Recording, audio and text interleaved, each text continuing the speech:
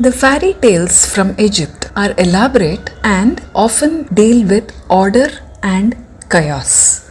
There is a reason for it. The most important god of Egypt was Ra. Ra was considered as the creator of all gods and humans.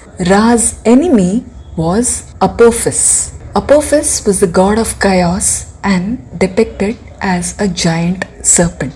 Most Egyptian folklore is based on tales and beliefs which are transferred from generations, and they are mostly narrated. These stories are rarely written down, but there have been exceptions to this. Today, we shall listen to the story of Rhodopis. Rhodopis was a young girl from Egypt. She was a very clever and good girl and used all her talents to help people. She was also very beautiful. One day, as she was about to swim in the Nile, she placed her clothes on the bank of the river and she kept her sandals near the dress. Her sandals were unique. Rhodopis had very small feet and her sandal was small and cute, and her sandals were covered by a thin layer of gold. Even as Rhodopis was swimming in the Nile, a falcon swooped down and took one of her sandals and flew away towards Ra, the sun god. Here, it must probably be mentioned that Ra is often depicted with the head of a falcon and the body of a human. So now back to the Rhodopis story. Far away in another side, the Pharaoh of Egypt was settling disputes between his people. In one particular case, the Pharaoh had punished the tax collector for collecting unjust taxes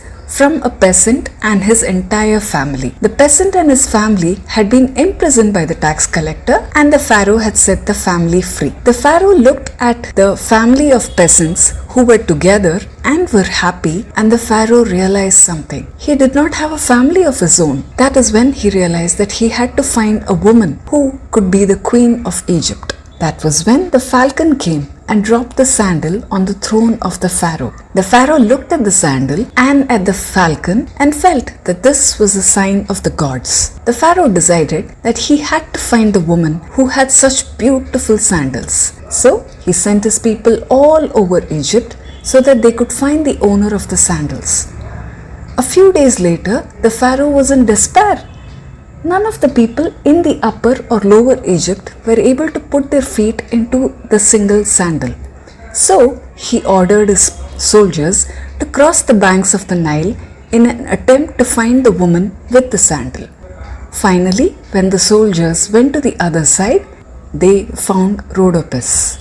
And finally, the Pharaoh also saw Rhodopis. Upon seeing her, the Pharaoh fell in love with her immediately.